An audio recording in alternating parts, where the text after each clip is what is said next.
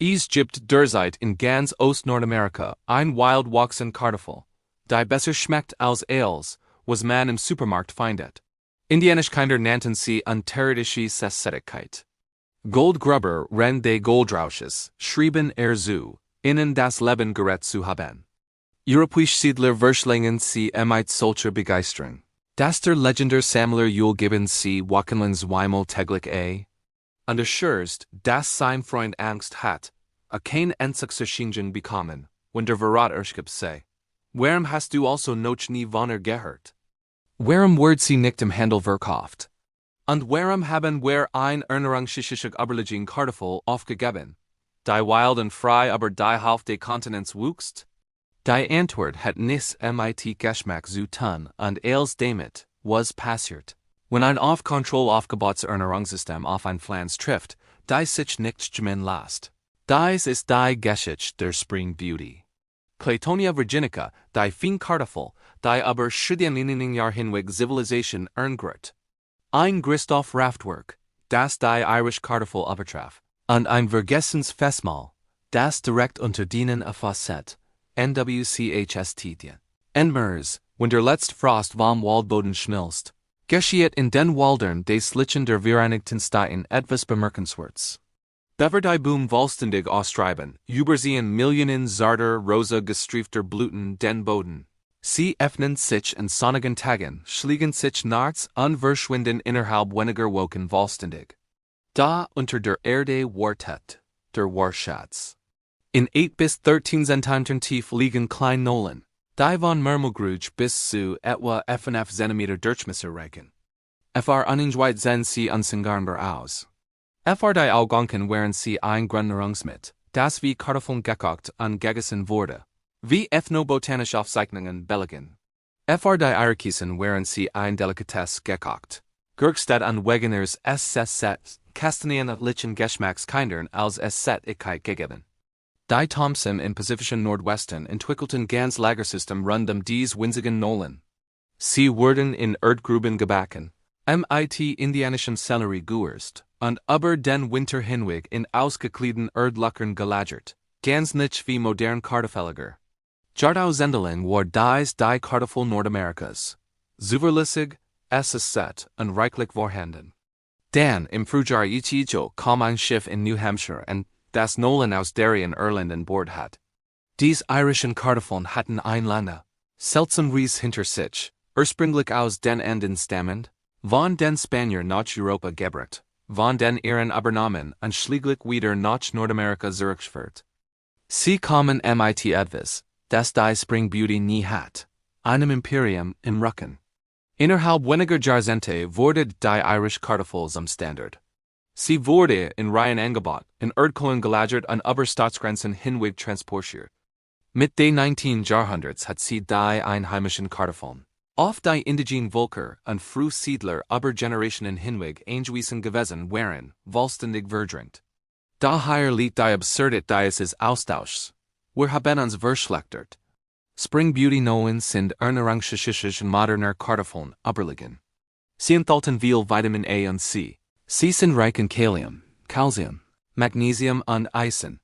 Ein Study von Janowski und Kingsbury aus dem Jahr 1938 stellt fest, dass Spring Beauty Nollen etwa doppelt so viel leicht verdaulich reduzierende Zucker wie nicht reduzierende Zucker enthalten, bei gleichzeitig hohem Stärkegehalt. Das bedeutet, sie liefern schnell, sauber Energie und bändigen deutlich kürzere Kochzeiten als industrielle Kartoffeln. Roh haben sie den nackigen Biss eines Rettix.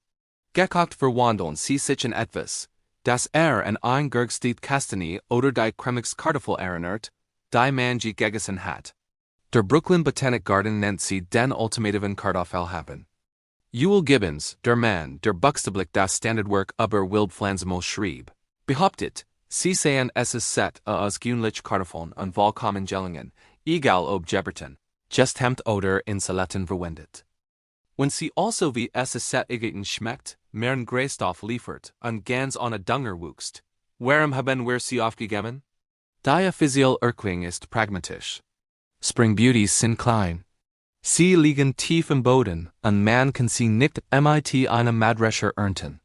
Sie lassen sich nicht monatelang in Lagerhäusern aufbewahren wie ein russet Bonbon-Kartoffel. Doch dies Erklärung ignoriert die Realität. Wie dies Pflanz tatsächlich wächst. Spring Beauties können in so dichten Beständen wachsen, dass sie ganz Waldbetten bedecken. Ein jeder Sammler kann in einer Stunde zwei Handvoll ernten, wenn sie reichlich vorhanden sind an Blühen. Indigene Völker Nordamerikas ernten sie aber Jahrtausend hinweg erfolgreich. Sie waren so produktiv, dass keiner sie beim Spielen im Wald als Snack ausgruben. Der wahre Grund ist einfacher, Spring Beauty passt nicht ins System. Die europäische Landwirtschaft basiert auf Kontrolle. Sie verlangt ganzjährige Verfügbarkeit, gleichförmig an Zentrale Verteilung. Man kann ein Wild Kartoffel nicht kontrollieren, die 3 Wochen nach Beginn des Frühlings wieder verschwindet. Man kann sie nicht patentieren. Man kann kein Saatgutmonopol sie herum aufbauen. Man kann Landwirt nicht zwingen, jedes Jahr neues Pflanzmaterial zu kaufen. Die Irish Kartoffel passt dagegen perfekt ins industrielle Modell. Sie ließ sich standardisieren. Sie ließ sich verarbeiten. In den 1950er und 1960er Jahren wanderte der Aufstieg der Palmsfriedindustrie in New Brunswick den Kartoffelanbau grundlegend. Wissenschaftler und landwirtschaftlichen Versuchsstationen begannen, ihre Arbeit in der Sprache der Ingenieure zu beschreiben, statt in der klassischen Wissenschaft. Der Schwerpunkt verlagert sich davon, Landwirten zu lernen, hin dazu, die Verarbeitungsindustrie zu bedienen. Wir hörten auf, Kartoffeln nach Geschmack an Greywort zu züchten, und begannen, CFR die Fritteuse zu züchten. Dies Auslöschung war kein Einzelfall der Kartoffel. Dieselbe Geschichte spielt sich auf dem ganzen Kontinent ab. Indigene Kulturpflanzen wie Gensfew, Sumpfbeife und Erdbeeren wurden verdrängt. Pflanzen, die Menschen aber tausend von Jahren ernährt hatten, wurden durch Mais, Weizen und Soja ersetzt. Warum? Weil dies Pflanzen sehr schwer gemacht werden konnten. Spring Beauty war ein Sammlerpflanz in einer Welt der Ackerbauern, ein Symbol wilder Voll in einer Ökonomie, die auf Napfheit basiert. Und hier kommt der Teil, der Watten machen Salt. Hier geben wir Milliarden von Dollar aus, klimaresistent Nutzpflanzen gentechnisch zu entwickeln. Wir versuchen, industriell Kartoffeln dazu zu zwingen, durch und Krankheiten zu überleben. Rendison wuchst ein perfekt angepasst einheimisch Kartoffel wild über die Hälfte des Kontinents hinweg. Spring Beauty geht in Waldbetten mit minimaler Pflege. Sie sieht selbst aus und bildet bereits im ersten Jahr winzig Nollen, die sich im zweiten Jahr zu größeren Nollen entwickeln. Einmal etabliert, bedeckt sie Großflächen an Überstadt den Winter problemlos. Überwinter im Südwesten, die Four Corners Kartoffel, Selenum Jamesi, enthält doppelt so viel Protein, Calcium, Magnesium und Eisen wie ein Bio-Rot-Kartoffel. Ein einzig Knoll kann in nur 4 Monaten bis zu 600 Nachkommen hervorbringen. Da die indigenen Gemeinschaften, die dies Sorten über 1000 von Jahren bewahrt haben, fürchten hüt ihr Wiederinfern. Lael Belenqua, ein Hopi Archbalage Erklet, dass sie dieses Wissen als geistiges und kulturelles Eigentum betrachten, und dass es FRC ein großes Set Verantwortung ist, dieses Wissen zu bewahren und ein Kommerzialisierung zu verhindern. Sie haben allen Grund zur Sorge. Wir haben die Wissenssystem zerstört. Die dies Pflanzen aber Jahrtausend erhalten haben, sie durch industrielle Monokulturen ersetzt. Und jetzt, dieses industrielle System versucht, richten Konzern ihren Blick auf genau genetischen Ressourcen, die sie einst auslöschen wollten. Heute ist Spring Beauty ein Geist, ihr Ernte gilt als umstritten aus Naturschutzgrund. Obwohl sie allein in jedem Bezirk von Illinois reichlich wuchst, sie wird in einigen wenigen spezialisierten Gärtnerien aus Wildblumen verkauft, nicht als Lebensmittel, in Semmelbuckern wird sie als Kuriosit erwähnt. Da man findet sie wieder in Saatgut-Collagen noch auf Bauernmärkten. Die meisten Menschen, die im Frühling durch den Wald gehen, bewundern die zarten rosa Blüten und ahnen nicht, dass sie auf einem Festmahl stehen. Die Feinkartoffel ist zu einem Märchen geworden.